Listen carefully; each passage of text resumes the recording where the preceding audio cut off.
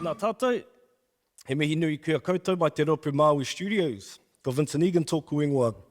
Mahaba, assalamu alaikum. Rukutea te tā, rukutea te pai, rukutea te roto, rukutea te waho. Inuhi i te hao i o matawa kore ke aro arorangi e. Kia rarau te hanga, kia hanga rau. Tuku ara te awa te whakaaro kia rere noa. Tuku ara te rere pūngā kia tere noa. Ko Māui hanga, ko Māui pūkenga, ko Māui waiora, ko Māui hiringa tupuna e. Parara te uarai mo te anaene mo te anamata. Tuturu whiti whakamaua kia tīnā. Haumea hui e, tai ki e. It's important for me to say that taku or that chant for you today, just to acknowledge the tupuna that is Māui tiki tiki a taranga. And we heard some kōrero from our rangatira and our leaders over the last few days acknowledging Māui for the trip that he's made out here to Dubai and all these different parts of the ocean. And so it's important to acknowledge the other sides of Māui tiki tiki a taranga. The fact that Māui is an innovator, the fact that Māui is a navigator, the fact that he is a creative, it's important to acknowledge those things, especially on this sort of stage today. So it's a real privilege for me to be able to stand up here before you and just have a bit of a kōrero about what we do here at Māui Studios and the role that we play in your guys' individual stories. But before I get into that, I just want to make an acknowledgement back to home, to Taranaki in Aotearoa, New Zealand. Ko Taranaki tōku maunga, ko Aotearoa Tanganui tōku waka, ko Ngāruahine me Ngāti Ruanui o ki iwi. Ko arau kuku, kānei umutai, mā witi witi, o ka uina wawai me Ngāti Tu o kua pū. He uri ahau, i roto i te iwi nui tonu o Ngāruahine me ra āua tango ngā mātua tupuna. He iwi no te ariki, he iwi no te wairoa, he iwi ki te rongarawa. Nō reira, tēnā koutou, tēnā koutou, tēnā rā tātou katoa. Hearing that our thing today is around like stories and narratives and the diverse context of which we tell those stories, I think it's important to first acknowledge my own story and the people and the places that got me to this place to here we are today. In some ways, I can be a representative of Aotearoa. In some ways, I'm a representative of Māui Studios, Aotearoa, our business and our company. But what's most important to acknowledge is that I'm a representative of my family and my tribe. And although I stand up here in the physical form by myself, I think it's also important to acknowledge that there are all my lineage and my ancestors that are standing behind me today as well. So what I'm going to do today is talk a little bit about, our journey as Māui Studios, the role that we play in all of this, in this broader story of Indigenous cultures across the whole world, and then introduce some ideas and some different diverse contexts of which our stories can be told. Hearing some of the kōrero and discussions that were happening earlier today around what are some tools that we can use to revitalize our language, I'm going to speak to and show some examples of the way that we've been using it to whakamana or to add value and mauri to our communities back home. And so I start here. You may notice that guy in the far left-hand corner. He's one of our bros from Maui. He's wearing the hat, and he's the one doing all the interviews, and that's our crew that's doing the filming, capturing of the events that are going on stage. Madison and I had a dream back when we first started Māui Studios in 2014 that we wanted to be storytellers for our people. We were working on a number of different things at an internship, which we're really grateful to have had, but a lot of that was kind of really dry brochures and it was content that wasn't really, had no cultural significance to it. A lot of it was just kind of real dry corporate-y stuff. And so we went out on our own journey, and this is a representation or an illustration of the very first project that we had, the Suntamer. What I really like about this image, you can see on that side over there, is that we have Māui Tiki Tiki a Taranga, the namesake of our organization, standing before Tamanui Te Rā. And some would argue that Tamanui Te Rā was one of Māui's greatest accomplishments, because Māui saw the sun, so Tamanui Te Rā is the sun. And Tamanui Te Rā was moving too fast across the skies, meaning that a lot of Māui's whānau couldn't do their mahi that they were hoping to do during the day. What really stood out for about Māui was that there was an individual who saw the sun, which is like a celestial body moving through the skies, and he felt that he could put together a plan and was ambitious enough to be able to tame the sun, to slow it down so that him and his people can get the mahi done. And so I thought that was a really good place for that was symbolic of our own journey, because We're these young cats fresh out of our degrees. We wanted to go out and tame our own sons, and we didn't know anything about business or anything about this world that we now see ourselves in today. And so that journey ahead of us kind of looked like the scary face of Tamanui Te Rā that was staring down at Maui in this image. Another key thing about illustration was the fact that it was our way to be able to communicate at the time. And so we learnt about what the world was doing in terms of their illustration outcomes. And so we wanted to represent the nature that was happening around us, or out in the forest, around volcanoes, all these different things that we heard about in storybooks. We wanted to represent those things in the same ways that inspired us, in the hope that people that had similar interests to us would be inspired how we were inspired. And so we wanted our atua Māori, or our personifications of these places, to look like these things. And so we have our mana wahine on this side. This is Mahuika, the goddess of fire. Aui Tūroa in the middle, who's the atua of fire. That's actually Mahuika's his partner. And then we have Ruemoko, who's an atua of earthquakes and the like. But that's how we see it. And so we developed this ability to be able to visualize these things and bring them into the physical so that other people could interact with them as well. So that was a great way, but there's a bit of a disconnect between, who we are as individuals, maybe at times, and the atua. They seem like these fantastic mythological beings. So we wanted to be able to illustrate things that were a little bit closer to home. And so we started to work with different iwi elders, tribal elders, and ways that we could depict them and their whānaus and storytelling forms for their rangatahi or their young people to be able to engage with in schools or at home. And so we got into doing history stories, different history tales. And so it continued to evolve then. Whenever we feel like we're telling a story like this, originally we're getting the information from the websites or something like this, going, oh yeah, what's going on with this atua, how could we draw it? But after a while, we realized that the way to maintain our cultural integrity was to go back to the ones that knew those stories.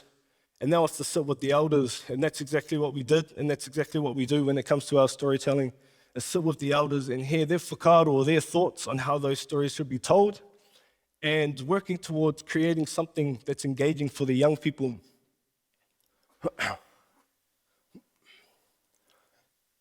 And so we took those same stories and we developed them a little bit further. And went, okay, if we can do these hard copy visuals and things that can be printed and out there, how can we bring in our interest into digital technologies and kind of augment those things? And so naturally we headed in the direction of augmented reality or mixed realities. And so this illustration here gives an example of how it went from a rough sketch, which I'm sure we're all able to do, a colored visual version of that character, and then developing that into a 3D version of it.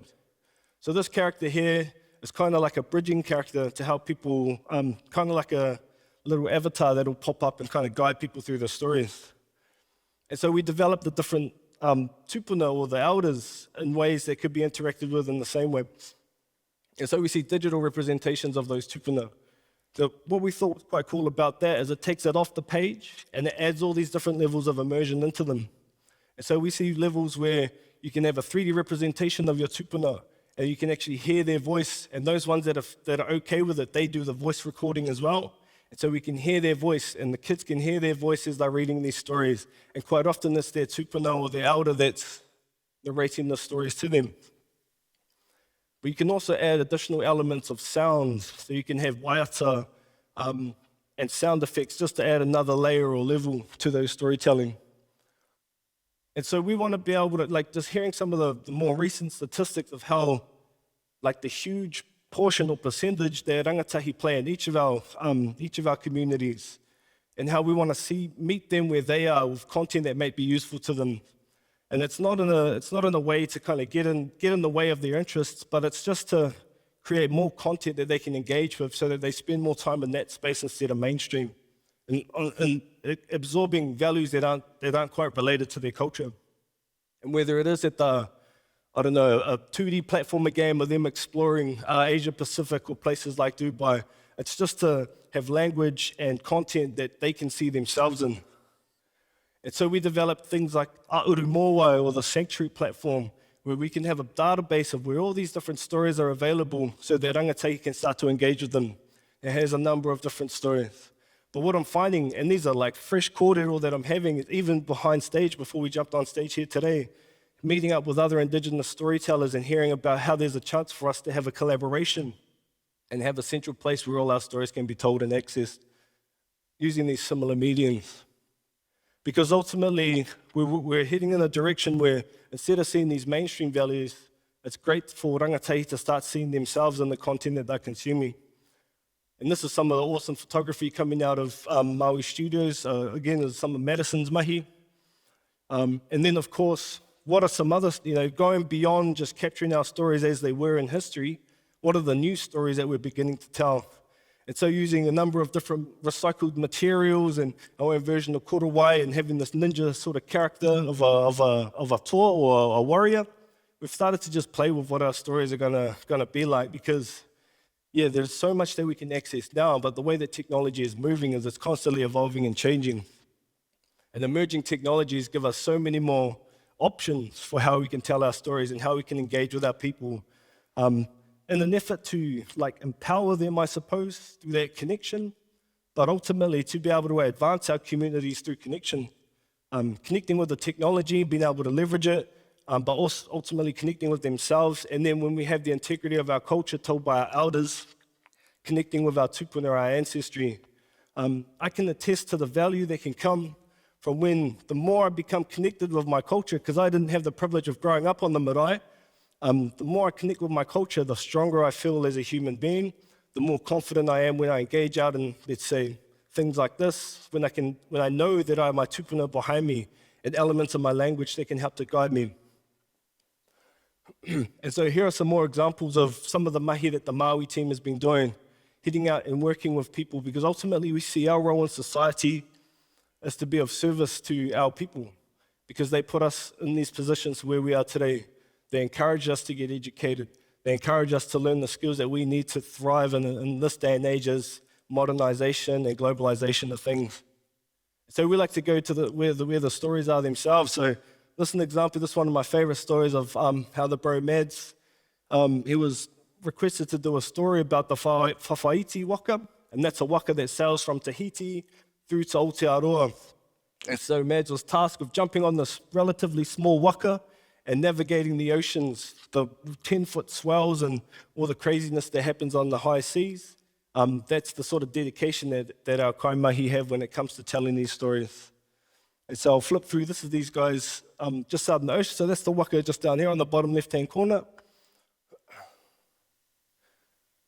It's also cool to see our other cultural traditions and how they're growing and changing and the ways that we can capture those. So this is part of mokopapa, which is Māori facial tattoo, and it's just encouraging more and more people to be able to partake in this sort of artistry to remove the stigma of what comes with, getting facial tattoos, and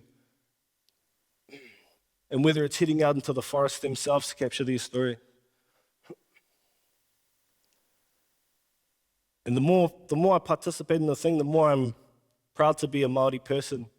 Now, I'm showing you some examples of speaking about the diverse context of our storytelling.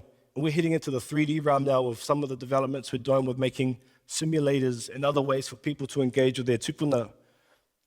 Working with elders, we're able to recreate certain versions of those people and to have their voice and to have artificial intelligences so that people can interact with an essence or an echo of them after they've passed.